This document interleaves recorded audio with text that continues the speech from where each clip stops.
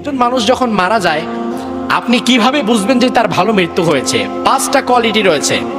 এই 5টা কোয়ালিটি যদি কারো মৃত্যুর সময় আপনি লক্ষ্য করেন, খেয়াল করেন, ইম্পর্টেন্ট কথা, এই 5টা কোয়ালিটির কোনো একটা যদি কারো মৃত্যুর সময় আপনি লক্ষ্য করেন যে হচ্ছে কোনো একটা সিমটম প্রকাশ পাচ্ছে, তাহলে আপনি বুঝে নেবেন যে এই লোকটার মৃত্যু একটা জান্নাতি মৃত্যু, সে একটি ভালো মৃত্যু উপহার পেয়েছে। এই 5টা গুণ কি কি আপনারা শুনবেন? এই 5টা সিমটম কি কি শুনবেন? আচ্ছা, প্রথম সিমটম হচ্ছে মৃত্যুর আগে কেউ যদি চমৎকারভাবে উচ্চস্বরে কালিমাটা পড়ে মৃত্যুবরণ করতে পারে, তাহলে বুঝে নেবেন যে আল্লাহ সুবহানাহু ওয়া তাআলা তার জন্য একটি নেয়ামত রেখে দিয়েছেন। কি পড়তে হবে? কথা বলেন। আল্লাহর হাবিব বলেন, লাকিনু মাউতাকুম লা ইলাহা ইল্লাল্লাহ, মান কানা আখিরু কালামিহি লা ইলাহা ইল্লাল্লাহ দাখালাল জান্নাহ। যেই লোকের শেষ কালিমা, যার শেষ কথা লা ইলাহা ইল্লাল্লাহ হয়ে যায়, রব্বুল আলামিন তার জন্য জান্নাতের ফয়সালা করে দেয়।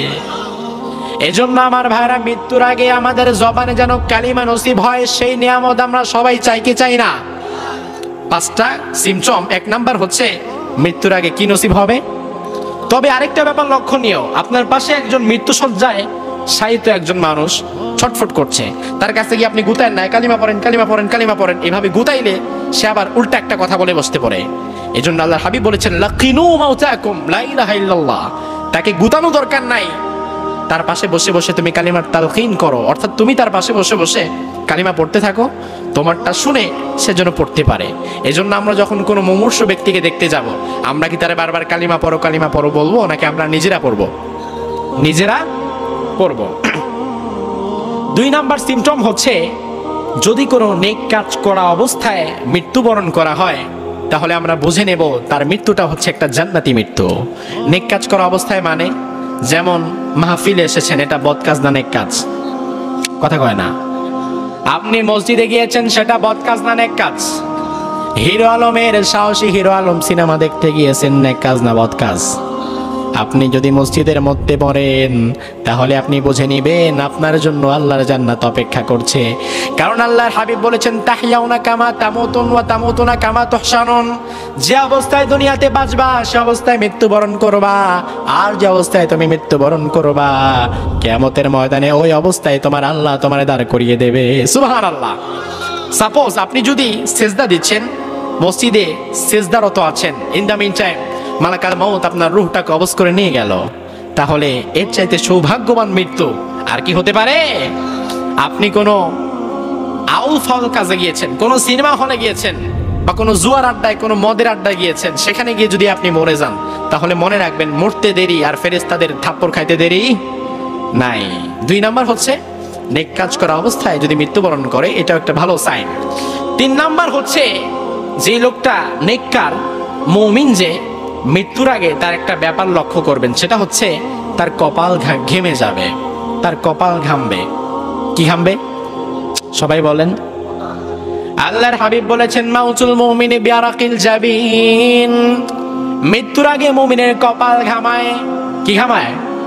এজন্য মৃত্যুর আগে আমরা যদি কারো কপাল ঘেমে যায় দেখি, তাহলে আমরা বুঝবো তার জন্য একটা সুসংবাদ অপেক্ষা করছে। 3টা গেল। 4 নাম্বার হচ্ছে, জুমার দিন অথবা জুমার রাতে যদি আল্লাহর কোনো গোলাম মারা যায় ঈমান সহকারে, তাহলে বুঝে নিব তার জন্য একটি সুসংবাদ অপেক্ষা করছে। সুবহানাল্লাহ বলবেন না? কোন দিন? অথবা জুমার দিন অথবা জুমার রাত। এই যে এই রাতটা কিসের রাত? এই রাতটা কিন্তু বৃহস্পতিবার রাত না, এই রাতটা কিন্তু জুমার রাত।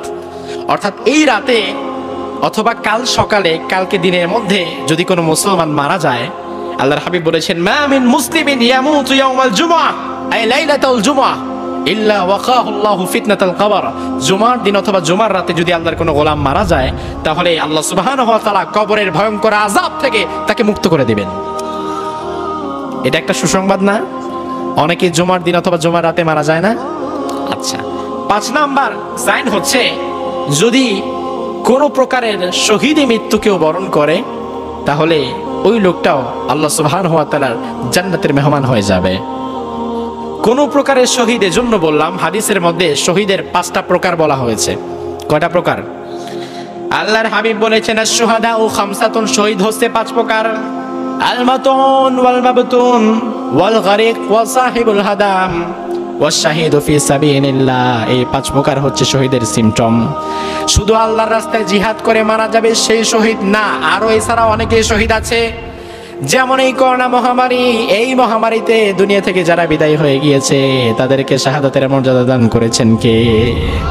যদি ঈমান থাকে, এই মহামারীতে যদি মারা যায় তাহলে আল্লাহ তাআলা শাহাদাতের মর্যাদা তাকে দান করে দিয়েছেন।